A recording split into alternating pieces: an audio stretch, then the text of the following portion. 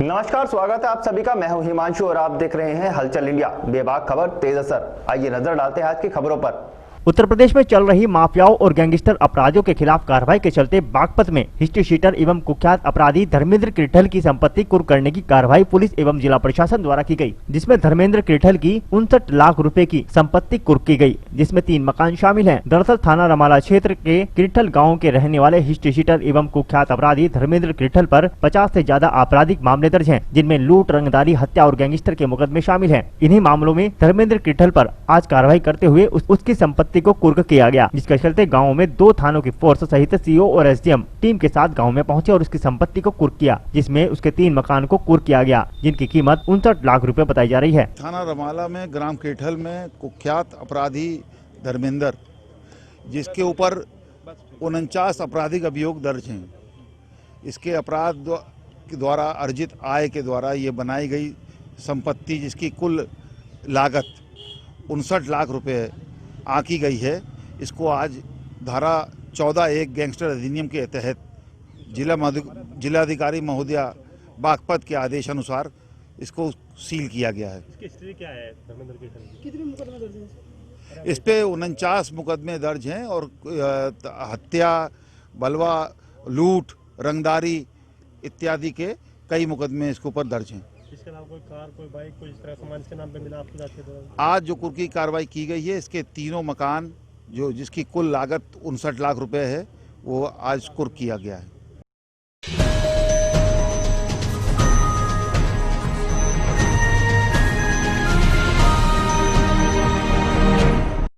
जनपद मुजफ्फरनगर के छपार में हुड्डा मार्ग पर चेकिंग के दौरान 10,000 का इनामी पुलिस मुठभेड़ में घायल हो गया। पुलिस द्वारा ललकारने पर उसने पुलिस पार्टी पर ही फायरिंग कर दी, जहां जवाबी फायरिंग में पुलिस ने भी फायरिंग की, जिसमें एक गोली लगने से बदमाश घायल हो गया। वहीं बदमाश ईख के खेत के रास्ते भागने का प्रयास करने लगे। पुलिस ने तत्परता दिखाते हुए एक बदमाश को दबोच लिया, जबकि उसका दूसरा साथी भागने में कामयाब रहा। पुलिस ने घंटों जंगल की कॉम्बिंग की, परंतु फरार बदमाशों का कोई सुराग नहीं लग सका। मौके पर पहुंचे सीओ सदर कुलदीप कुमार ने बताया कि छपार कोतवाली प्रभारी निरीक्षक यशपाल सिंह के निर्देशन पर बड़ला चौकी इंचार्ज राजकुमार सिंह व बसेड़ा चौकी इंचार्ज राकेश गौतम छपार खुड्डा मार्ग पर रूटीन चेकिंग कर रहे थे। तभी स्प्लेंडर बाइक पर 2 लोग आते हुए दिखाई दिए, जिन्हें चेकिंग के नाम पर पुलिस ने रोकने का इशारा किया, जहां बदमाशों ने मोटरसाइकिल को राजवाही की पटरी पर भगा दिया। संदेह होने पर पुलिस ने उनका पीछा किया तो बदमाशों ने पुलिस पार्टी पर फायरिंग कर दी। जवाबी फायरिंग में बदमाश को गोली लग गई तथा वह नीचे गिर गए। वहीं उसका साथी भागने में कामयाब रहा। बदमाश को हिरासत में लेकर जब कड़ाई से पूछताछ की गई तो उसने अपना नाम इरफान पुत्र हनीफ निवासी थाना छपार, जिस पर गैंगस्टर पुलिस मुठभेड़ में फरार तथा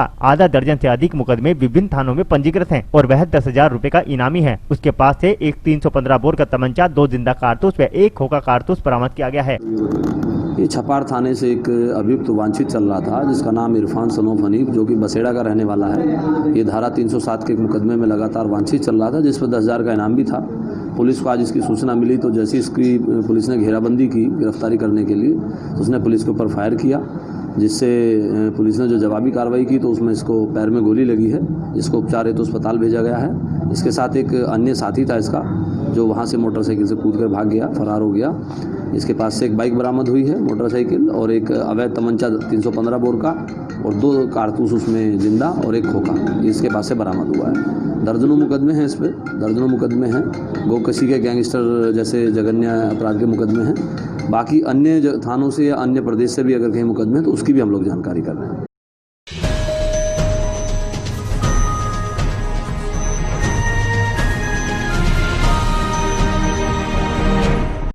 शामली जनपद में भीषण सड़क हादसा हुआ है। बाइक सवार 4 युवकों को अज्ञात वाहन ने जोरदार टक्कर मार दी, जिसमें से 3 युवकों की मौके पर ही दर्दनाक मौत हो गई, जबकि एक अन्य युवक की हालत चिंताजनक बनी हुई है। चारों युवक एक ही बाइक पर सवार होकर अमरूद के बाग में मजदूरी करने के लिए जा रहे थे। जैसे ही उनकी बाइक पानीपत खटीमा हाईवे स्थित फतेहपुर के निकट पहुंची तो अज्ञात वाहन ने चारों को टक्कर मार दी और मौके से फरार हो गया। घटना के बाद बाबरी पुलिस मौके पर पहुंची और मृतकों के शवों को कब्जे में लेकर पोस्टमार्टम के लिए भेज दिया और इस पूरे मामले की जानकारी मृतकों के परिजनों को दी। दरअसल मामला बाबरी थाना क्षेत्र के पानीपत खटीमा हाईवे का है। गांव फतेहपुर के निकट अज्ञात वाहन ने बाइक सवार 4 युवकों को जोरदार टक्कर मार दी। इनमें से 3 युवकों की मौके पर ही दर्दनाक मौत हो गई, जबकि एक अन्य युवक गंभीर रूप से घायल हो गया। घायल युवक को शामली जिला चिकित्सालय में भर्ती कराया गया, जहाँ से उसकी हालत को चिंताजनक देखते हुए हायर सेंटर के लिए रेफर कर दिया गया। वहीं पुलिस ने तीनों शवों को कब्जे में लेकर पोस्टमार्टम के लिए भेज दिया और फरार अज्ञात वाहन की तलाश शुरू कर दी है। दरअसल बाइक सवार 4 युवक आदर्श मंडी थाना क्षेत्र के कस्बा बनत के निवासी हैं। मृतक 3 युवकों के नाम प्रवेश पुत्र शिव कुमार, संजीव पुत्र सोमपाल व शुभम बताए जा रहे हैं, जबकि घायल युवक का नाम सुमित है। 4 युवक एक ही बाइक पर सवार होकर बाबरी थाना क्षेत्र के अमरूद के बाग में मजदूरी करने के लिए जा रहे थे। 4 युवक मेहनत मजदूरी कर अपने परिवार का पालन करते थे। मजदूरी के लिए जाते समय रास्ते में ही यह हादसा हो गया। फिलहाल पुलिस ने मृतकों के शवों को पोस्टमार्टम के लिए भेज दिया है और आगे की वैधानिक कार्रवाई शुरू कर दी है। वहीं दूसरी ओर परिजनों का रो रो कर बुरा हाल है। परिजनों ने शासन प्रशासन से मुआवजे की मांग की है।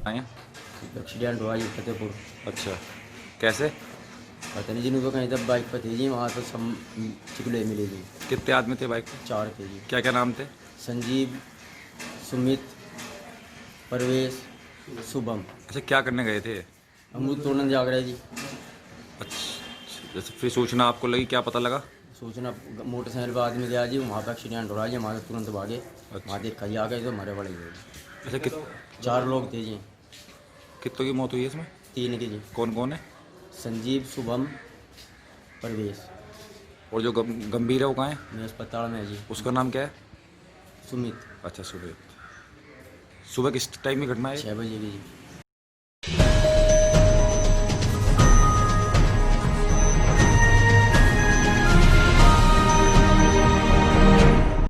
सहारनपुर के देवबंद स्थित शक्तिपीठ श्री त्रिपुर मां बाला सुंदरी देवी मंदिर का मुख्य द्वार, जो लगभग 3 वर्षों से अधूरा पड़ा था, उसको बनवाने के लिए भूख हड़ताल पर बैठे स्वामी दीपांकर के शिष्य की भूख हड़ताल जिला अधिकारी ने मौके पर पहुंचकर उनको जूस पिलाकर समाप्त कर दी। उन्हें 30 अक्टूबर से गेट का निर्माण कार्य शुरू करने का आश्वासन दिया गया है। यह गेट 3-4 वर्षों से अधूरा पड़ा था, जिससे मंदिर पर आने जाने वाले सभी श्रद्धालुओं को भारी परेशानी का सामना भी करना पड़ता था। इन सभी परेशानी को देखते हुए ज्ञान महाकालेश्वर आश्रम में स्वामी दीपांकर के शिष्य इस गेट के अधूरे पड़े कार्य को चालू कराने के लिए 13 अक्टूबर को अनिश्चितकालीन भूख हड़ताल पर बैठ गए। आज उप जिलाधिकारी राकेश कुमार ने उन लोगों के बीच पहुंचकर भूख हड़ताल पर बैठे सभी श्रद्धालुओं को जूस पिलाकर उनकी भूख हड़ताल को समाप्त करा दिया तथा आश्वासन देते हुए कहा कि 30 अक्टूबर से मंदिर के मुख्य द्वार का निर्माण कार्य शुरू करा दिया जाएगा और शीघ्र ही मंदिर पर आने वाले सभी श्रद्धालुओं को इस परेशानी से निजात मिल पाएगी। स्वामी दीपांकर जी महाराज ने अपने शिष्य का हौसला बढ़ाते हुए कहा कि यह कार्य सर्व समाज के लोगों के लिए किया जा रहा है, पर उसके बावजूद भी नगर पालिका परिषद इस ओर कोई ध्यान नहीं दे रही। उन्होंने कहा कि उन्हें अपने शिष्यों पर गर्व है कि उन्होंने इस निर्माण के लिए भूख हड़ताल की और उनकी मांग को मानते हुए गेट का निर्माण कार्य शुरू किया गया है।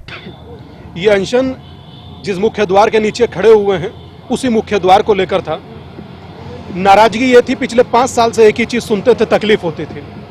किसी शव यात्रा को जाना हो किनारे से जाए, किसी एम्बुलेंस को जाना हो किनारे से जाए, किसी विद्यार्थी को जाना हो किनारे से जाए, गांव वालों को जाना हो किनारे से जाए, हमें खुद जब जाना हो किनारे से जाए। और अगर मान लीजिए यहाँ पर बारिश हो गई तो धरती पर नर्क उतर आया, ऐसी स्थिति थी। परंतु आज आदरणीय राकेश भाई एसडीएम देवबंद, उन्होंने आश्वस्त किया है कि 30 तारीख से यहाँ काम प्रारंभ हो जाएगा और जितना भी लोहे का तामझाम है ये सब हटेगा। 50 घंटे से अधिक मेरे आश्रम के बच्चे निराहार रहे हैं, भूखे रहे हैं। मुझे गर्व है इन पर और उम्मीद करता हूं कि इनका किया हुआ अनशन सशक्त होगा, कारगर होगा और भगवती इनके अनशन को सही स्वरूप देगी। जब इसके नीचे से निकलिएगा आप लोग मुख्य द्वार के, तो आप लोगों को इन बच्चों की याद जरूर आएगी।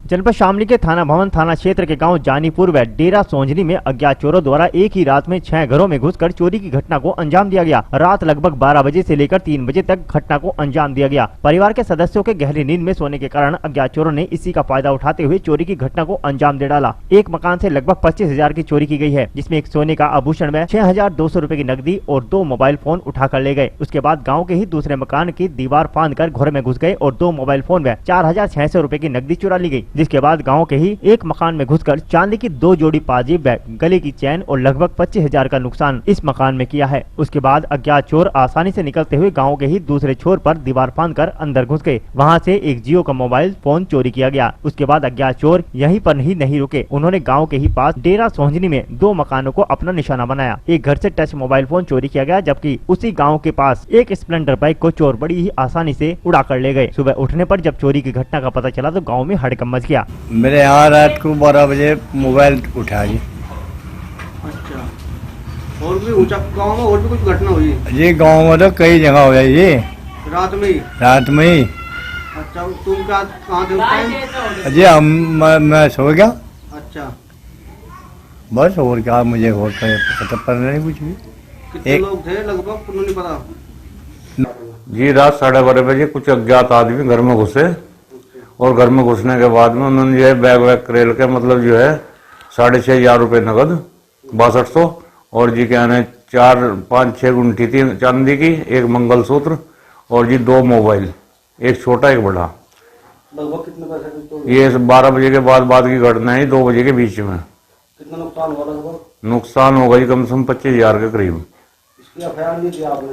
जी एफआईआर अभी पुलिस वाले आए थे जी, उन्हें लिखवाया। हाँ जी, कल रात 12 बजे के बाद की घटना है। 2 मोबाइल और 4600 रुपये जी। उस वक्त क्या करते थे आप? सोए हुए थे उस वक्त। कितने लोग थे? ये नहीं गया था जी कितने लोग थे। तो लगभग कितना नुकसान है आपका? 20,000 रुपये। यहाँ रात में? जी रात को 1 बजे करीब बच्चे सब सोए हुए थे। अच्छा, मोबाइल चोरी हो गया जी अंदर से, कमरे से अंदर से ही? कमरे के अंदर से जी। कितने पैसे का मोबाइल था? जी 7,000 रुपये का था जी मोबाइल, नया मोबाइल लिया था जी अभी। तो उसके बारे में तुमने पुलिस को सूचित नहीं करा? ना जी अभी तो किया नहीं। अब जा मोटरसाइकिल उठी जी, उसके तो एप्लीकेशन दे दिया था। अच्छा, और भी कहीं घटना हुई तुम्हारे गाँव में? हाँ जी मोटरसाइकिल उठी एक। इस पे हाथ है? बीर सिंह के। जी रात में यहीं पर पड़ा था मैं मंझा छप्पर में। मंझा भी मेरा यहीं पर है, बाइक मेरी यहाँ पर खड़ी थी बराबर में। और बाइक मैं तो सो रहा था जी, मुझे तो पता कुछ लगा नहीं, पता नहीं कोई दवा गिरी या क्या गिरी उन्होंने, मतलब मुझे कुछ पता ही नहीं लगा। और जी बाइक चोरी होगी मेरी। कौन सी बाइक थी? जी स्प्लेंडर प्लस है जी। कितने पैसे की बाइक होगी लगभग? हाँ जी होगी 20-25,000 30 की तो होगी, 25,000 से तो कम है ही नहीं। किस टाइम की घटना है? बस जी टाइम तो मैं सो रहा था, बता नहीं सकता सर टाइम कितना हुआ था कितना नहीं। लगभग यही होगा जी 3 साढ़े 3 के बीच में, 2:30 के ऐसे टाइम है जी। और बाकी मुझे पता लगा सुबह ही, देखो जी। अच्छा, और घर में से कुछ और भी सामान चोरी हुआ है? नहीं जी मेरे घर से नहीं हुआ चोरी, बराबर से भाई के भतीजा है उसके घर से मोबाइल उठा। बस जी न पता नहीं किस टाइम का तो पता नहीं देखो। हाँ जी, और 4-5 चीज है जी, 12 तोड़े की जेब है वो की। अच्छा, और क्या है?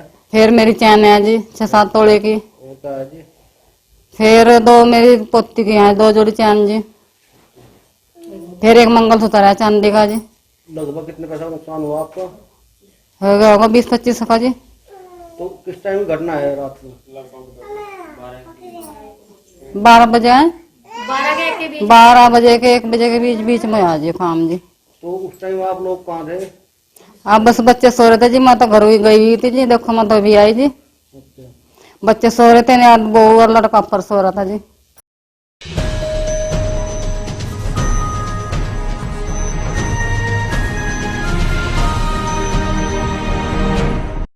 समाजवादी पार्टी के पूर्व कैबिनेट मंत्री कमाल अख्तर ने समाजवादी पार्टी कार्यकर्ताओं के साथ अपने कैंप कार्यालय अमरोहा हसनपुर में पूर्व राष्ट्रपति एवं missile man doctor APJ Abdul Kalam की यौम पैदाइश पर उनको खिराज अकीदत पेश की। साथ ही उनके आदर्शों को अपनाकर उनके बताए मार्ग पर चलने का संकल्प लिया। डॉक्टर अब्दुल कलाम के चित्र पर माल्यार्पण करते हुए पूर्व मंत्री कमाल अख्तर ने कहा कि 15 अक्टूबर 1931 को तमिलनाडु के रामेश्वरम में पैदा हुए कलाम साहब का पूरा जीवन देश सेवा और मानवता को समर्पित रहा। अपने व्यस्तम जीवन में भी कलाम साहब ने कभी पठन पाठन को दूर नहीं किया। गरीबी में जन्मे अब्दुल कलाम रेलवे स्टेशन पर अखबार भेजा करते थे, लेकिन उन्होंने अपने हालातों के आगे भी कभी हिम्मत नहीं हारी और सपनों को मरने नहीं दिया। मिसाइल मैन के नाम से मशहूर APJ कलाम साहब की यौम पैदाइश पर आज समाजवादी पार्टी के लोगों ने खिराज अकीदत पेश की।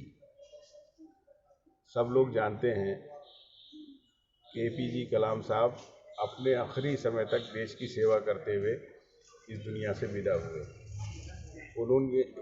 उनकी ज़िंदगी के अंदर बहुत सादगी भरा जीवन रहा। वो रेलवे स्टेशन पर अखबार बेचकर अपनी ज़िंदगी के जीवन बसर करते थे, लेकिन उन्होंने कभी अपने सपनों को मरने नहीं दिया। उन्होंने हमारे मुल्क के लिए अग्नि, आकाश जैसी मिसाइलें देने का काम किया, जिससे हमारे दुश्मन आज भारत को बहुत ताकतवर आंकते हैं। APJ कलाम साहब ने इस देश के लिए जो अपना सेवा भाव और जो अपना पूरा जीवन समर्पित किया, उसी को देखते हुए भारत सरकार ने उन्हें भारत रत्न से सम्मानित करने का काम किया। और उन्होंने कहा था कि सपने वो नहीं होते जो हम लोग नींद में देखते हैं, बल्कि सपने वो होते हैं जो हमें नींद नहीं आने देते। आज सभी लोग, समाजवादी पार्टी के लोग उनकी सादगी के, उनके संघर्ष के, उनके आदर्शों से प्रेरित होकर संकल्प लेते हैं कि अपने जीवन के ऊपर जिस तरह से उन्होंने भारत के लिए, अपने देश के लिए अपने जीवन समर्पित किया, उसी तरह से एक एक कार्यकर्ता इस देश को आगे बढ़ाने के लिए अपना जीवन समर्पित करेगा। एक बार फिर हम सारे समाजवादी पार्टी के कार्यकर्ता डॉक्टर APJ कलाम को अपने खिराज अकीदत पेश करते हैं।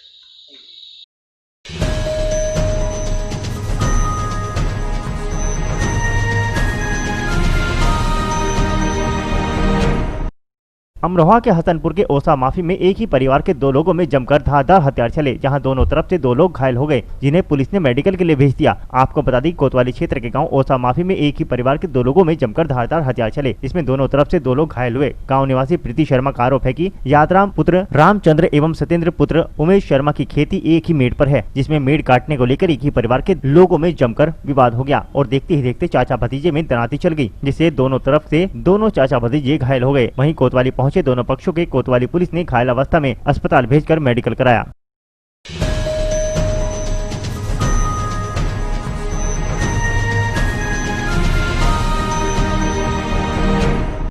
अमरोहा के हसनपुर ढक्का में जोरों से अवैध खनन का कार्य चल रहा है, जहां पुलिस जानकारी से इनकार कर रही है। सरकार को लाखों रुपए के राजस्व का चूना भी लगाया जा रहा है। आपको बता दें, खनन माफियाओं द्वारा जगह जगह अवैध रूप से खनन किया जा रहा है, जहां शासन की गाइडलाइन की धज्जियां उड़ाते हुए 6 से 8 फुट गहरा तहसील के गांव ढक्का के नजदीक जंगल में खेत में गड्ढा कर खनन किया जा रहा है। और खनन माफियाओं के बुलंद हौसले इतने हैं कि उनको कैमरा खोलने की जरा भी परवाह नहीं है। सूत्रों की माने तो अवैध खनन के पीछे एक पत्रकार का भी हाथ है। जब इस विषय में सैदनगली थाना पुलिस से बात की गई तो उन्होंने मामला की जानकारी होने से साफ इनकार कर दिया।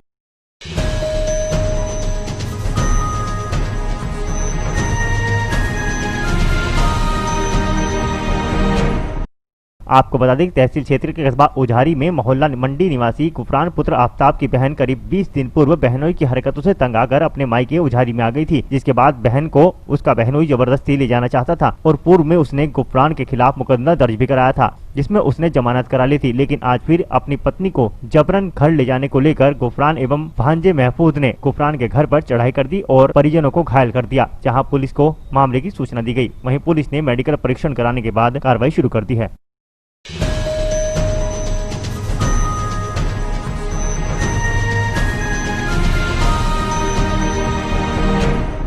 मुजफ्फरनगर के कचहरी प्रांगण में जिला अधिकारी सेल्वा कुमारी जे ने ग्लोबल हैंड वॉश डे मनाया। जिला अधिकारी ने स्वास्थ्य विभाग के अधीनस्थ अधिकारी को हैंड वॉश डे के बारे में विस्तृत रूप से जानकारी दी। उन्होंने कहा कि हैंड वॉश करें और मास्क का प्रयोग करें और उचित दूरी बनाकर रखें। वहीं ग्लोबल हैंड वॉश डे के अवसर पर जिला अधिकारी सेल्वा कुमारी जे, अपर जिला अधिकारी अमित कुमार और आला अधिकारी मौजूद रहे।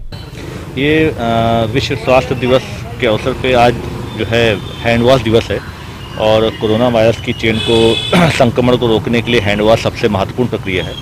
उसके आज डॉक्टर्स द्वारा जो है आज सभी पूरे विश्व में हर कार्यालय, हर चौराहे, हर सरकारी कार्यालय में जो है इसमें हैंड वॉश तरीके जो हैं उनसे जागरूक किया जा रहा है। उसी क्रम में आज कलेक्ट्रेट में भी जो जिलाधिकारी महोदया के निर्देशन में कलेक्ट्रेट के सभी कर्मचारी अधिकारी गणों ने इस हैंड वॉश में जो 6 चरण होते हैं जिससे हैंड वॉश किया जाता है उस प्रक्रिया को सीखा है। और ये प्रयास है विश्व स्वास्थ्य दिवस के अवसर पे कि सभी लोग जो है इस प्रक्रिया को सीखें। ये विश्व हैंड दिवस सर पहली बार हुआ है?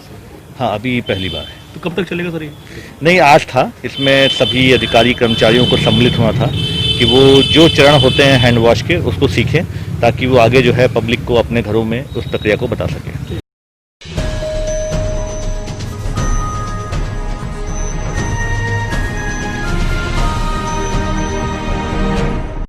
मुजफ्फरनगर के मीरापुर के गांव कैथोड़ा में भारतीय किसान यूनियन तोमर के ब्लॉक अध्यक्ष समर सिंह चौधरी ने फूल में जैदी के आवास पर एक मीटिंग का आयोजन किया, जिसमें भारतीय किसान यूनियन तोमर के जिला अध्यक्ष अखिलेश चौधरी ने किसानों व गरीबों की शिकायतें सुनी, जिसमें बहुत ज्यादा बिजली की समस्या आई। जिला अध्यक्ष ने तुरंत मौके पर ही रामराज जेई भीमराज को बुलाकर समस्या से अवगत कराया और तुरंत ही जेई साहब को गाँव में ही एक बिजली का कैंप लगवा कर बिजली की समस्या का समाधान करने को कहा। और ब्लॉक अध्यक्ष समर सिंह चौधरी ने बताया कि 19 अक्टूबर को सोमवार में होने वाली महापंचायत मेरठ में सभी को चलना है। ग्राम प्रधान पद के प्रत्याशी काशिफ रिजवी ने कहा कि ग्राम वासियों की कोई भी समस्या हो, उन समस्याओं का समाधान संबंधित अधिकारी को बुलवाकर गांव में ही किया जाएगा।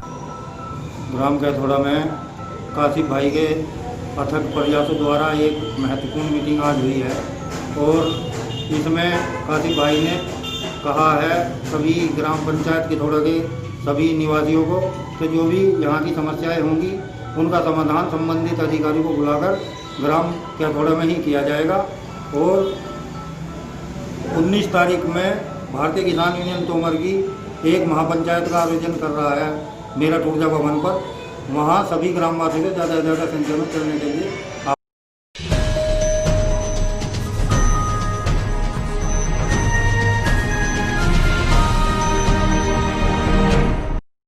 मुजफ्फरनगर जनपद के विकास खंड चरथावल के गांव नगला राय स्थित कंपोजिट विद्यालय में ग्लोबल हैंड वॉश डे के अवसर पर कार्यक्रम का आयोजन किया गया। इस अवसर पर स्कूल के प्रधानाध्यापक द्वारा हाथ धोने के बारे में जागरूक किया गया। मुजफ्फरनगर जनपद के चरथावल विकास खंड के गाँव नगला राय स्थित कंपोजिट विद्यालय में ग्लोबल हैंड वॉश डे मनाया गया। इस अवसर पर प्रधानाध्यापक मोहम्मद इकराम के द्वारा समस्त स्टाफ के हाथ धुलते हुए हाथ धोने का महत्व समझाते हुए उन्होंने कहा कि सभी समय समय पर अपने हाथ धोते रहें और कोविड-19 से बचाव हेतु हाथ धोना अत्यंत जरूरी है।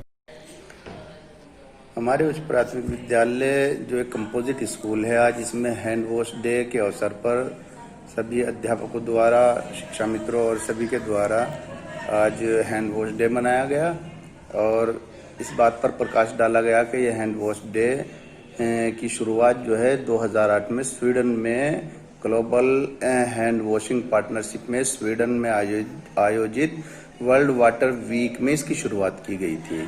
इसका मकसद साबुन से हाथ धोने के प्रति लोगों में जागरूकता फैलाना था।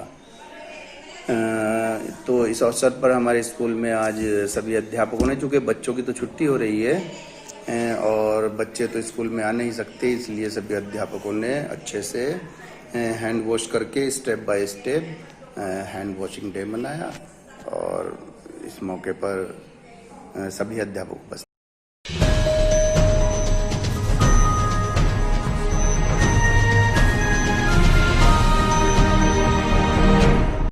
मुजफ्फरनगर जनपद के चरथावल विकास खंड में पंचायती राज निदेशालय लखनऊ उत्तर प्रदेश के माध्यम से राष्ट्रीय ग्राम स्वराज अभियान योजना के अंतर्गत ग्राम पंचायत प्रतिनिधियों एवं सचिवों की PFMS के ऑनलाइन पेमेंट प्रणाली को लागू किए जाने हेतु 2 दिवसीय प्रशिक्षण कार्यक्रम को संपन्न कराया गया। प्रशिक्षण कार्यक्रम में कुल 60 की संख्या में ग्राम पंचायत प्रतिनिधियों एवं सचिवों को प्रशिक्षण दिया गया। प्रशिक्षण कार्यक्रम के अंतर्गत विकास खंड चरथावल के सभी प्रतिभागियों को प्रशिक्षित किया गया और 2 दिवसीय प्रशिक्षण कार्यक्रम में प्रतिभाग करने वालों को ई ग्राम स्वराज PFMS के ऑनलाइन पेमेंट प्रणाली लागू किए जाने हेतु प्रशिक्षित किया गया। इस प्रशिक्षण कार्यक्रम का मुख्य लक्ष्य पंचायतों के विकास कार्य हेतु वर्तमान में लागू ऑफलाइन व्यवस्था के स्थान पर ऑनलाइन व्यवस्था किया जाना है, जिससे पंचायतों का कार्य त्वरित, गुणवत्तापूर्वक एवं पारदर्शी रूप से संचालित किया जा सके। इसके अतिरिक्त प्रशिक्षण कार्यक्रम में ग्राम पंचायत विकास योजना एवं राष्ट्रीय ग्राम स्वराज के अभियान के संबंध में विस्तृत प्रशिक्षण देते हुए पंचायती राज के सुदृढ़ एवं ग्राम सभा के सशक्तिकरण में पंचायत प्रतिनिधियों एवं कर्मचारियों की भूमिका को प्रभावी बनाना है। इस 2 दिवसीय प्रशिक्षण में विकासखंड चरथावल के समस्त ग्राम विकास अधिकारी एवं ग्राम प्रधान उपस्थित रहे। लखनऊ से हमें जो है ट्रेनिंग मिली है श्री टाउन के नाम से कंपनी को, उनकी तरफ से हर ब्लॉक में 2 दिन का प्रशिक्षण हमारे ध्यान में मिला है। PFMS ट्रेनिंग ग्राम प्रधानों की, ग्राम सचिवों की और ग्राम विकास अधिकारी की, इनकी ट्रेनिंग मिली। कितने दिन दी गई है? ये आपकी 2 दिन की ट्रेनिंग थी, 14 तारीख से शुरू हुई और आज 15 तारीख को ये समापन हो गया इसका। कितने ग्राम प्रधानों ने भाग लिया? इसमें जो है 42 ग्राम प्रधान आए और 16 हमारे गन्ना वो क्या नाम है ग्राम विकास अधिकारी और ग्राम सचिव, ये 16 ने भाग लिया।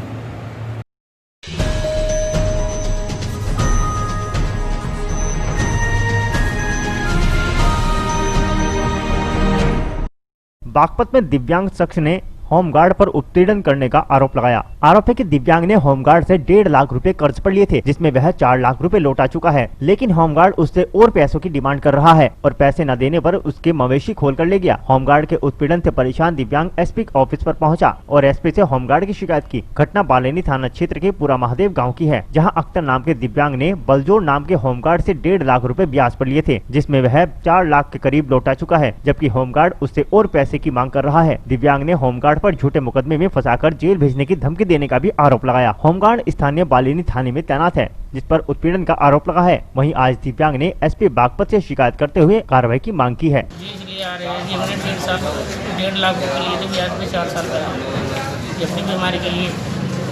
अब जो हम 4 लाख रुपए दे चुके हैं, वो पैसे की डिमांड कर रहा है, 11 लाख रुपए मांग रहा है। कौन है वो जो तुमसे पैसे मांग रहा है? होमगार्ड है जी, बलजोर गाँव के। किस जगह तैनात है वो? बरेली थाने में है। तो अब बागपत एसपी से मिले, क्या आश्वासन दिया उन्होंने? आश्वासन ये दिया कि तुम्हारी सुनाई होगी। पैसे किस लिए लिए थे आपने उससे? इलाज के लिए लिए थे। तो कितना पैसा दे चुके हो आप? 4 लाख रुपए। अब कितना पैसा और मांग रहा है? जी 7 लाख रुपए और मांग रहा है।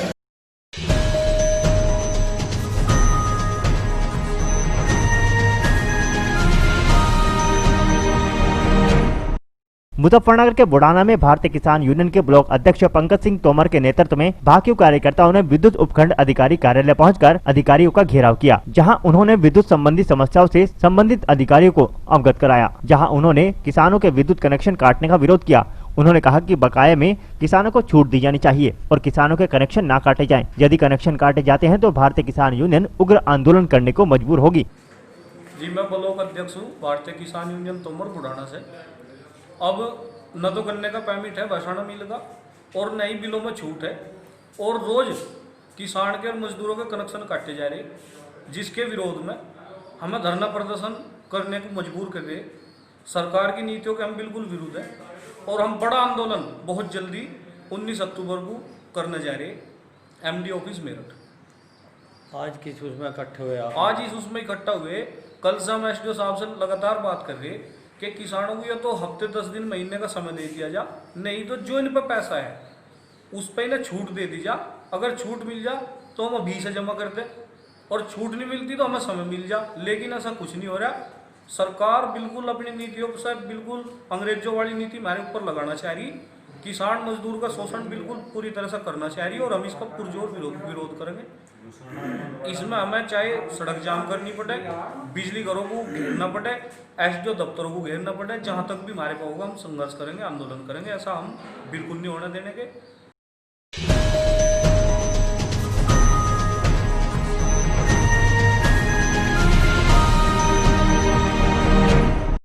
जनपद मुजफ्फरनगर के मेरठ रोड स्थित आयकर विभाग कार्यालय पर आयकर विभाग अधिकारी महासंघ और आयकर विभाग कर्मचारी महासंघ के बैनर तले धरना प्रदर्शन किया गया, जहां उन्होंने अपनी विभिन्न मांगों को लेकर ज्ञापन केंद्र सरकार को भेजा है। इस दौरान उन्होंने कहा कि आयकर विभाग के रिक्त पड़े पदों पर जल्द भर्ती की जाए, साथ ही पदोन्नति के रास्ते भी खोले जाएं, जहां नियमों के कारण रुके हुए पदोन्नति को पूरी कर सकें।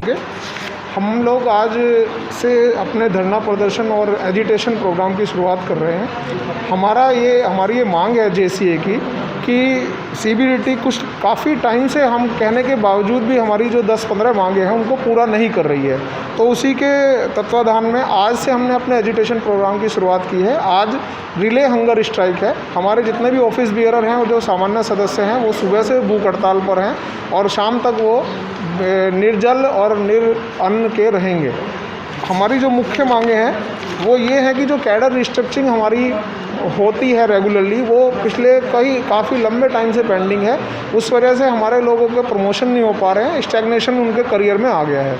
एक बड़ी डिमांड है जो खाली पद पड़े हैं उन पर डीपीसी होकर प्रमोशन करना है, आराम से प्रशासन उसको कर सकता है, पर वो नहीं किया जा रहा है। इसके अलावा बहुत सारे और छोटे मुद्दे हैं, कुछ बड़े मुद्दे हैं, वो सारे हम आपको विज्ञप्ति के रूप में दे देंगे। हमारे स्टाफ को लैपटॉप दिया जाना है क्योंकि हमारा सारा काम ऑनलाइन हो गया डिपार्टमेंट का। वो लैपटॉप लोग जब तक नहीं मिलेंगे वो काम ही नहीं कर पाएंगे। इस तरह की और भी कुछ कुल मिलाकर 14 हमारी मांगे हैं जो हम लंबे समय से CBDT से कह रहे हैं कि इनको पूरा किया जाए।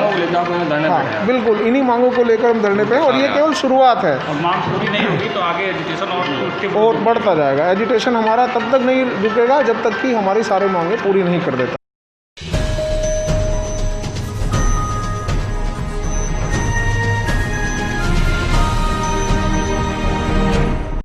जनपद मुजफ्फरनगर के कलेक्ट्रेट परिसर में बहुजन मुक्ति मोर्चा के पदाधिकारी और कार्यकर्ताओं ने हाथरस कांड का विरोध करते हुए प्रदर्शन किया और धरना दिया, जहां उन्होंने हाथरस पीड़िता को न्याय दिलाने की मांग की। वहीं उन्होंने इस कांड की जांच उच्च स्तरीय अधिकारियों से कराने की मांग की है और इसको हमारा समर्थन है।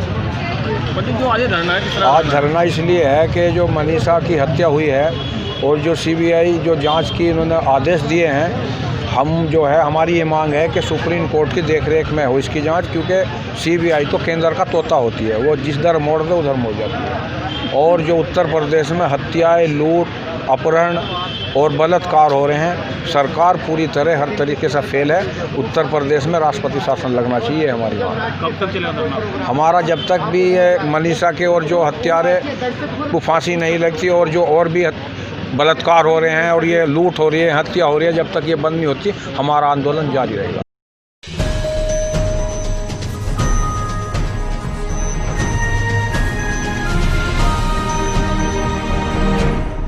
जनपद मुजफ्फरनगर में क्रांति सेना के पदाधिकारी और कार्यकर्ताओं ने नगर में जुलूस निकालकर विभिन्न समस्याओं से संबंधित ज्ञापन जिला प्रशासन को सौंपा, जहां उन्होंने महंगाई, बेरोजगारी और विद्युत विभाग संबंधी समस्याओं को लेकर जुलूस निकाला। उन्होंने कहा कि सरकार जनहित के मुद्दों को एक तरफ रखकर अन्य मुद्दों को उठा रही है, जबकि युवा बेरोजगार है और किसान व मजदूर के सामने आर्थिक संकट आ चुका है, जिस पर सरकार को कदम उठाने चाहिए। उन्होंने कहा कि यदि सरकार इस पर कोई ध्यान नहीं देती तो क्रांति सेना उग्र आंदोलन करने को मजबूर होगी। क्रांति सेना ने विभिन्न मुद्दों को लेकर DM कार्यालय पर प्रदर्शन किया है।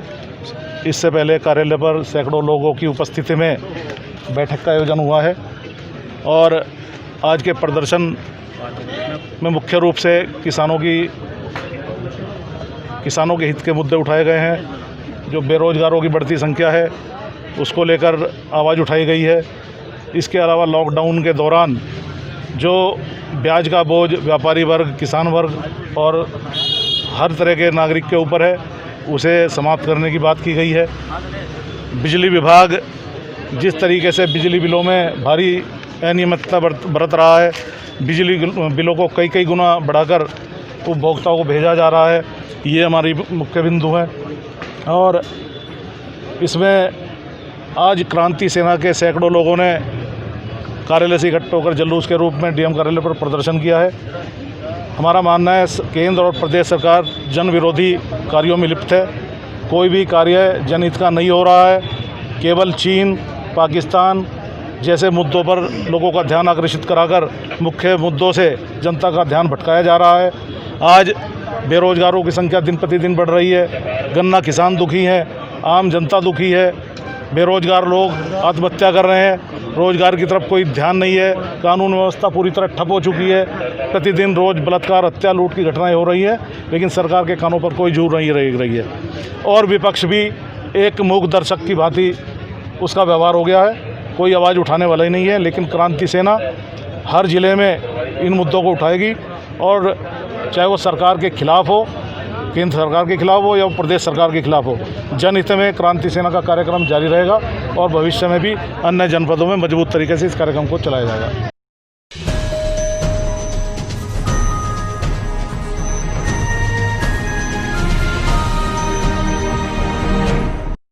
आज के बुलेटिन में इतना ही। कल फिर होंगे हाजिर कुछ नई और ताजा खबरों के साथ। देखते रहिए हलचल इंडिया, बेबाक खबर तेज असर।